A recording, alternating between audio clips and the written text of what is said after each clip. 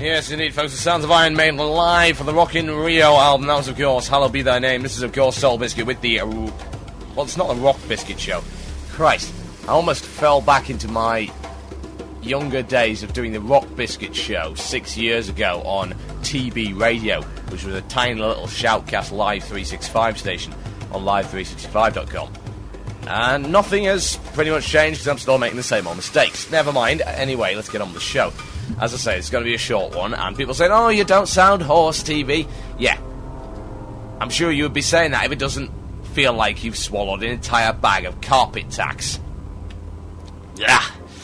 Anyway, we were talking earlier about the resistances, and that's what the subject of Working as Intended is this week, and I'll be reading out some of the answers I've got to that a little bit later on. But it brought me on to the concept of the Warlock changes. And I was thinking, when I looked at those Warlock changes, these seem to be pretty harsh nerfs. Were they necessary? And I came up with a couple of theories.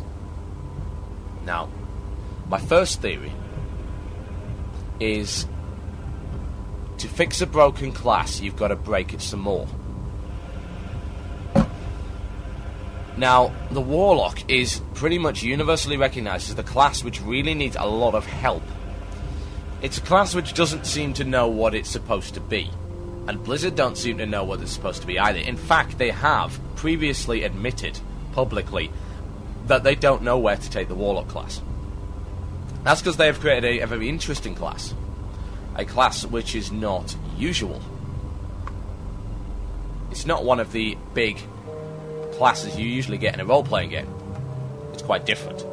It's kind of a hunter, it's kind of a mage, it's kind of a priest, it's kind of a shadow priest, for instance, and it's all of them in between. It's also kind of a necromancer from Diablo 2. It doesn't really know what it's supposed to be. And the problem with a class like that is you have a lot of different aspects which you need to balance in order to balance the class in general. And doing that is actually quite tricky.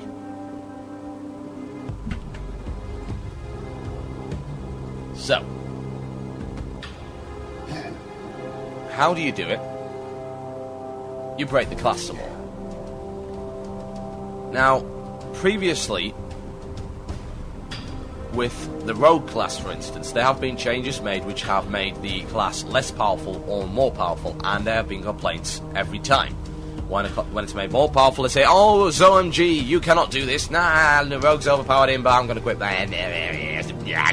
Pies.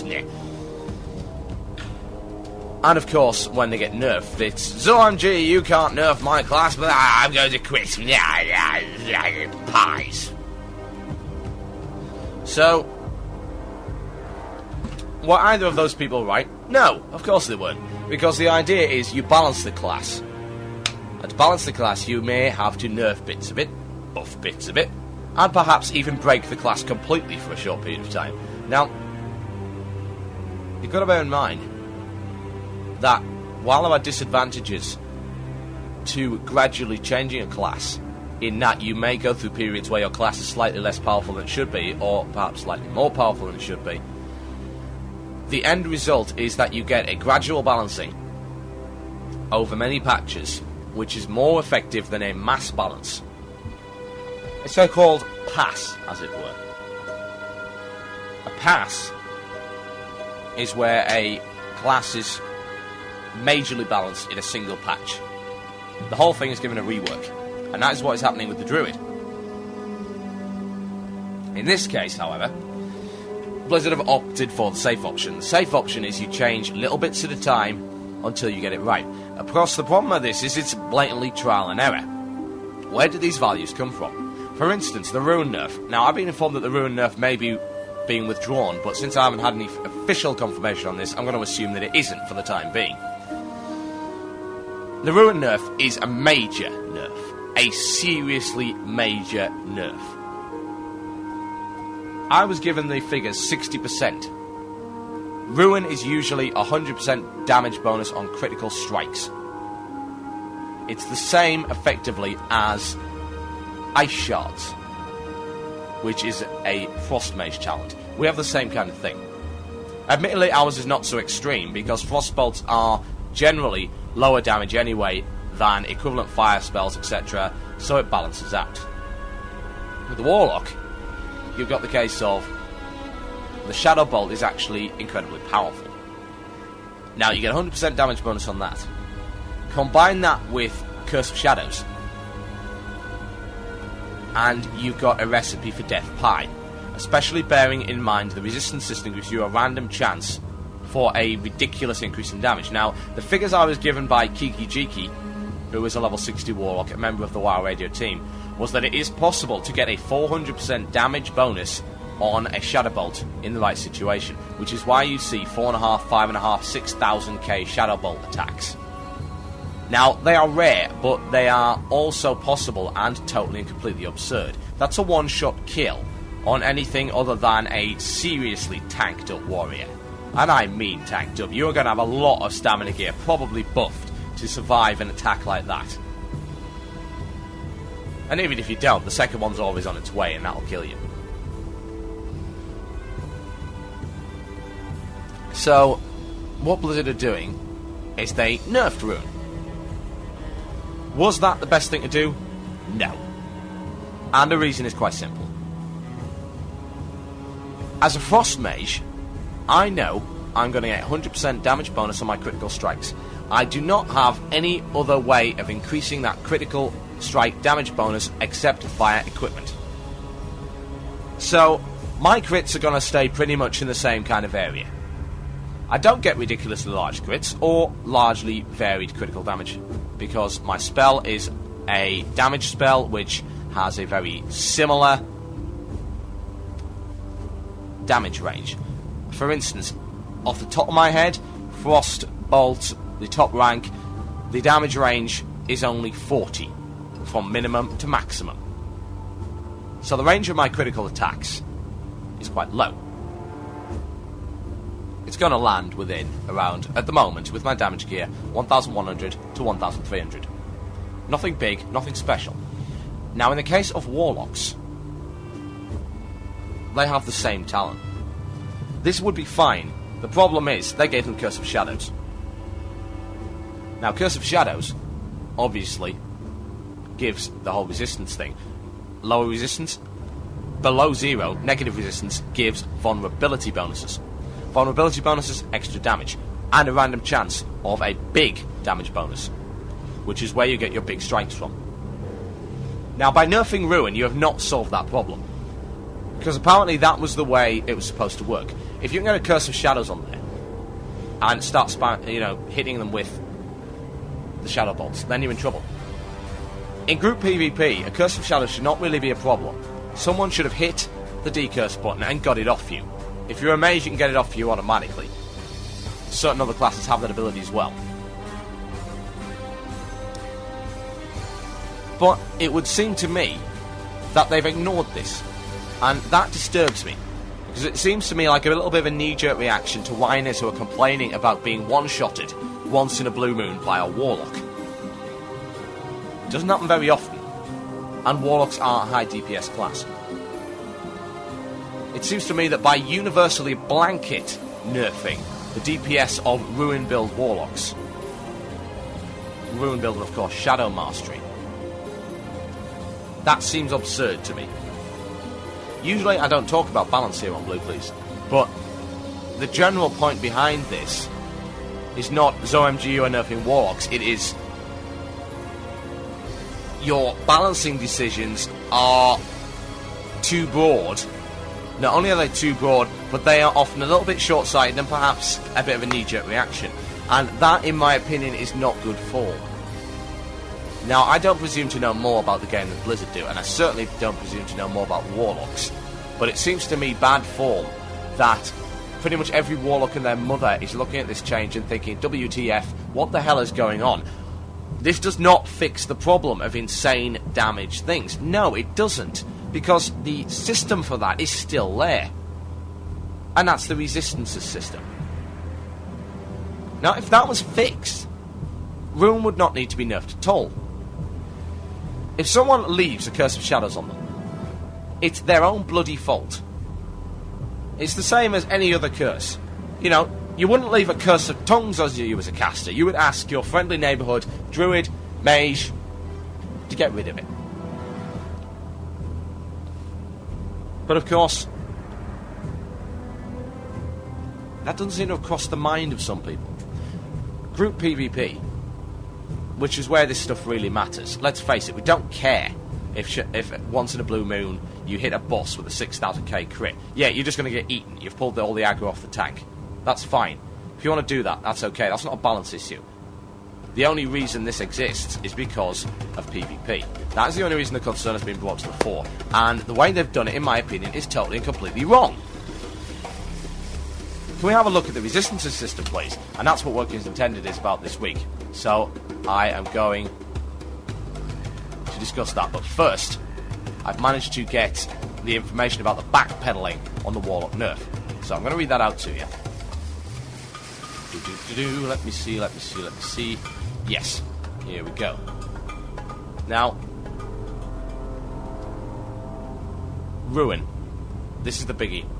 It's going to retain its 100% bonus. And that's fine.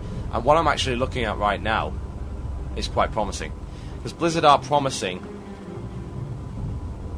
resistance changes. Now, it's rare that we find during a show that they're actually going to change something which we're complaining about, but in this case, it seems this is what they're going to do. Now, I'll read this out. This is by Calgan. He says this: first, Ruin will retain its 100% bonus. This will be updated in the next test run build. However, in patch 9 we expect to make several resistance-related changes. Resistance lowering effects will no longer be capable of reducing the target's resistance below 0. However, in order to ensure that Curse of Shadow, Curse of Elements, and any other resistance lowering spells continue to be useful against a wide variety of targets, they will now increase Shadow and Elemental damage respectively done to the target. Although this damage bonus will not provide as much damage to low resistance targets as the current resistance lowering effects do, this is a nerf apparently, it is still useful in many circumstances, since it increases damage dealt to the target from primary sources, while also eliminating the potential for massive damage spikes caused by crits on vulnerable targets, doing double and all critical damage, which tends to be bad for both raid aggro management and PvP balance. That's exactly, pretty much what I've been ranting about for the last 15 minutes, and it's nice to see, even though it was obviously no result of my rant, that something's actually been fixed in a way that I want to know. Right, now, some other people have come up with different ideas for the resistance system. Resistances should lower the damage, this is from Kiki Jiki, should lower the damage you take from a certain element by a flat amount, with a total cap percentage of damage that can be ignored, say 75%. This would balance things for PvE and PvP, as nobody would be completely immune to anything. The Warlock problem is that inducing a negative resistance on a player or mob gives a percentage chance of roughly 15% per 75 leveled, I believe, 75 load, sorry, to inflict double damage on that strike. Then add Ruin to the mix and you have your crits being boosted by 100% for Ruin and potentially 100% for Curse of Shadows, which totals 400% damage from your spell. This is clearly a problem, but nerfing Ruin isn't the way to solve it. Now, Kiki Jiki prefers a flat scaling system, which is apparently better and balanced over classes. Good call, and apparently this is what Blizzard are going to do. And it's very nice to see. Now, Chris Hagen comes up with the same idea. Resistances equal less damage taken. So, are we looking at a flat amount? Yeah. We're looking at percentage, perhaps. Also a possibility. But I would have to agree. At the moment, resistances are not as useful as they should be in PvP. So, take for example, and this has been a sticking point for me for a while, the Thorium plate set, which is a relatively medium level plate set created by blacksmithing. Now, all this Thorium stuff has is quite a reasonable amount of armor and resistances for every type of magic. If you wear that set, you are a numpty, because it won't work. It won't make a blind bit of difference. At the moment, if you wore that set, it would do smeg all. There's no point in wearing it. Now, if you were to have a flat scale of resistance, say if I had 1 resistance, 1 damage. This is a totally off my top of my head example. I have 5 resistance, 5 damage off. You know, So it works like in the same way that Dampen Magic does for a mage, which is reduces damage taken by up to 50. Now, obviously you can't have a flat value because some spells are going to do more damage than others. You need the same kind of scale as they're using on everything. Instacast, you resist less of it. You lose less of the damage off it. Because instacast spells are, generally speaking, less damaging than ones that take time to cast. And that's the same way the plus damage system works, that's the same way the dampen and amplify magic systems work, and that is of course the same way that should work. So yeah, hopefully that is exactly what is going to happen. Right, now I've got a few shout-outs to get on with. Now, Gloryguts asked me, Dear TB, are you a Charver? Please tell me, because me and my guildies are wondering. Now, it's interesting that he's called me a Charver after saying, plus tell me, cause me and my guildies are woundrin. No. Charvers are scum and should burn in hell, quite frankly. Now, shout-outs must go to... Let's see. I know someone asked for a shout-out. It's here somewhere. Ah, yes. Link, also known as Carl Kaz, once won for the Shining Strand on Defiance Brotherhood. Now, I shouldn't really be shouting out to these because they're the blood mortal enemies of Violent Noise, which are, of course, the WoW Radio Guild on EU. Evil alliance! But you can get a shout-out anyway. Now, before I go to the break, I've got an email that I would like to read out. I haven't had a chance to read it. Now, it's nice when people actually come back to me and say, TB, you might be wrong on this point. Now, that would be interesting. So, let's see. Now, Illum claims that my point about variety is irrelevant. Unfortunately, he's only concentrated on daggers, which is a weakness in his argument, because I was actually concentrating on other weapons, i.e. two-handers. Giving examples, of course, of the Sword of Hannah and the Typhoon. Now, Illum says this, it adds no variety as you claim. For 55 to 59, there are still no daggers that come close to the Shanker. After 1.8, this Heartseeker will come close, but it will still do less damage. Slower daggers are also chosen because they have high max damage due to being slow to make up for the loss of DPS. Yeah, that's pretty much obvious. The faster daggers as well have a lower max damage. So even after 1.8, fast daggers will be ignored by rogues as they are useless, because they will in fact be useless. No, I don't entirely know what he means by that. They are useless because they are useless. Yeah? All it has done is nerfed all the epic daggers a little and nerfed all the blue daggers a lot. So, it gives examples, which is always nice. Alcar's Sunraiser, 41 to 77 damage. The Barman Shanker, 51 to 95 damage. So even after 1.8, the Sunraiser will still be doing significantly less damage than the Barman Shanker, even though it's an epic dagger. Maybe. But what you're ignoring is, there won't be a massive gap. Now, take the examples that were given. The way it's going to change is that all dagger attack power bonuses for instant attacks are going to be multiplied by 1.7. Now, as I look up the Barman Shanker's speed right now, come on, Thoughtbot, Barman Shanker, weapon speed of 2. Yep. So, at the moment, your attack power is being multiplied by 2, and that's where you're getting your damage from. It's going to be multiplied by 1.7. Now, compare this to the Sunraiser, which I'm bringing up right now. Alcar's Sunraiser has a speed of 1.3. You multiply by 1.3 in the current system.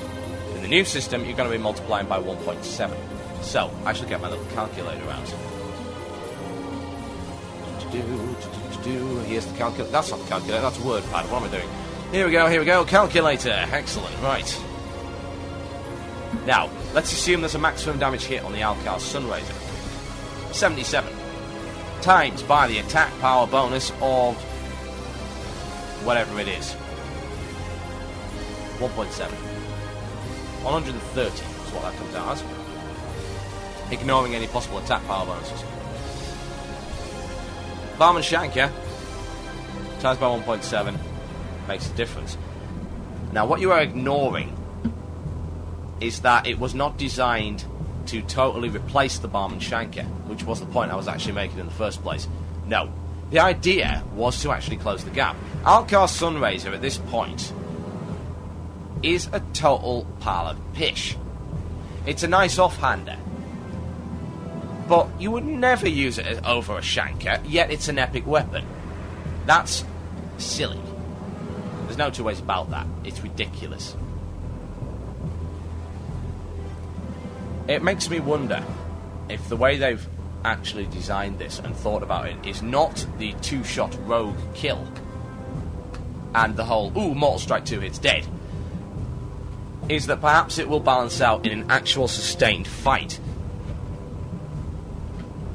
And maybe they have orientated it in the direction of PvE. Now, I'm rapidly running out of time on my music bed, so I'm going to play some tracks, and I'll get back, cover the last things, and then sign off for the night. So, what can we play? It's a very good question. What can we play that people will actually enjoy? Also, a very good question. You are listening to WoW Radio, and you're listening, of course, Blue Please, and this is Opeth. This is a nice, long, 10-minute track